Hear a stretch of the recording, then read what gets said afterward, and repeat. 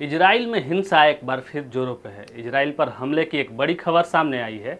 सुबह 6:30 बजे गाजा पट्टी के कई इलाकों से इजराइल पर दर्जनों रॉकेट दागे गए हैं। हवाई हमलों की पुष्टि आग की चेतावनी देने वाले अलर्ट सायरन से हुई, जिसकी आवाज़ आर्थिक और सांस्कृतिक राजधानी तेल अवीव तक सुनाई दे रही थी।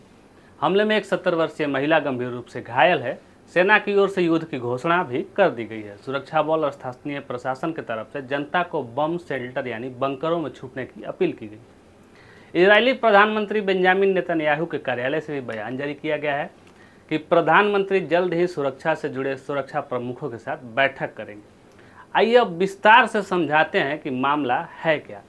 दरअसल शनिवार की सुबह 9 बजे यानी स्थानीय समय के अनुसार 6:30 बजे जब अधिकांश इजरायली लोग अपने घरों में सो रहे थे, उस वक्त गाजा पट्टी इलाके से लगातार 5000 रॉकेट इजराइल की तरफ दागे गए।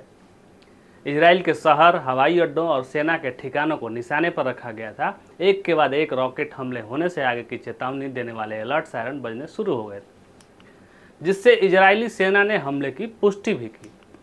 इस हमले में एक व्यक्ति की जान गई और 3 घायल हो गए। रॉकेट हमलों के कुछ घंटे बाद गाजा पट्टी से उग्रवादियों ने घुसपैठ करना शुरू कर दिया। इजरायली सेना ने सीमावर्ती इलाकों में बसे लोगों से अपने अपने घरों में अंदर रहने की अपील भी की है और आदेश भी जारी किया है। हमले की जिम्मेवारी हमास संगठन ने ली है। हमास ने बताया कि उनकी सैन्य शाखा के प्रमुख मोहम्मद दीफ ने शनिवार शाम तक एक अहम घोषणा करने की योजना बनाई है। दीफ ने एक रिकॉर्डेड संदेश भी जारी किया है और इसे ऑपरेशन अल अक्सा स्टॉर्म नाम दिया गया है। हमले के करीब 1 घंटे बाद इजराइल की तरफ से रेड अलर्ट जारी कर दिया गया है। इजराइल के विदेश मंत्रालय ने ट्वीट किया कि 1 घंटे पहले हमास के आतंकवादी संगठन ने हमला किया है। उन्होंने रॉकेट दागे हैं और इजरायली क्षेत्र में घुसपैठ करने की कोशिश की है। इजरायली डिफेंस फोर्स नागरिकों की रक्षा करेगी और हमास के आतंकी संगठनों को इसकी भारी कीमत चुकानी पड़ेगी। बता दें कि फिलिस्तीन के प्रदर्शनकारी और इजरायली पुलिस के बीच हर दूसरे या तीसरे दिन जेरूसलम और उसके आसपास के इलाके में मुठभेड़ होती रहती है। जेरूसलम एक ऐसा देश है जो इस्लाम, ईसाई और यहूदियों को तीनों धर्मों के लिए आस्था का केंद्र है। वहाँ अल अक्सा मस्जिद, जो मुसलमानों के लिए मक्का और मदीना के बाद तीसरा सबसे पवित्र स्थान है, वहीं ईसाइयों के लिए भी जेरूसलम सबसे पवित्र स्थलों में से एक है।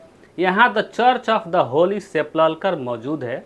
ऐसी मान्यता है कि जीसस को इसी जगह पर सूली पर चढ़ाया गया था। उसके बाद यहाँ पर वो जीवित भी हुए थे। यह शहर यहूदियों के लिए भी काफ़ी पवित्र है, क्योंकि यहाँ की वेस्टर्न वॉल उनके पवित्र मंदिर का अवशेष है। 1967 में इजराइल ने जेरूसलम के पूर्वी हिस्से पर कब्जा कर लिया और उसके बाद इसे अपनी राजधानी मानने लगा, लेकिन अंतर्राष्ट्रीय स्तर पर इसे मान्यता नहीं मिल सकी। यही वजह है कि तेल अवीव को ही अभी भी राजधानी माना जाता है। ट्विटर पर सुबह से ही इजराइल में फिलिस्तीनी घुसपैठियों के डर से भागते इजरायली लोगों के वीडियो और हमले के वीडियो वायरल हो रहे हैं। गाजा पट्टी से रॉकेट दागे जाने के वीडियो भी ट्विटर पर पोस्ट किए गए हैं, जिसमें रॉकेट दागे जाने की आवाज़ और अल्लाह अकबर के नारे सुने जा सकते हैं। बता दें कि हमास आतंकवादी समूह के सत्ता में आने के बाद इजराइल ने 2007 में गाजा पर गंभीर नाकाबंदी लगा रखी है। फिलिस्तीनी उग्रवादियों और इजराइल के बीच पिछले 16 साल से ऐसे कई सारे विनाशकारी युद्ध होते आ रहे हैं। सितंबर 2023 से ही दोनों के बीच तनाव बढ़ा हुआ था, जिसकी वजह से इजराइल ने 2 हफ्तों के लिए गाजा से जुड़े श्रमिकों के लिए सीमा बंद कर दी थी। सीमा पर बड़ी संख्या में सुरक्षा बल अभी भी तैनात हैं। फिलिस्तीनी प्रदर्शनकारियों ने इजरायली सैनिकों पर भी हमला किया। हमला करने के बाद प्रदर्शनकारियों ने टायर जलाकर फेंका, पत्थर बरसाए और पेट्रोल बम का भी इस्तेमाल किया, जिसके जवाब में सुरक्षा बलों ने आंसू गैस के गोले और हवाई फायरिंग भी की। बता दें कि ये कोई पहली बार नहीं है, बल्कि इस साल मई महीने में भी ऐसी घटना एक बार हुई थी। इजरायली हवाई हमलों और गाजा रॉकेट हमले में 34 फिलिस्तीनियों और 1 इजरायली की जान गई थी। इजरायली और फिलिस्तीनी अधिकारियों के अनुसार इस वर्ष अब तक संघर्ष में कम से कम 247 फिलिस्तीनी, 32 इजरायली और 2 विदेशियों की मौत हुई है, जिसमें दोनों पक्षों के लड़ाके और नागरिक शामिल हैं।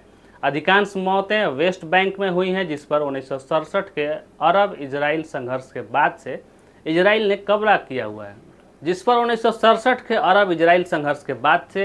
कब्जा किया हुआ है। यह भी बता दें कि यह वही वेस्ट बैंक है जहां धुर दक्षिणपंथी इजरायली मंत्री बस्तियों में रहते हैं। इन मंत्रियों को अंतर्राष्ट्रीय कानून के तहत अवैध माना जाता है।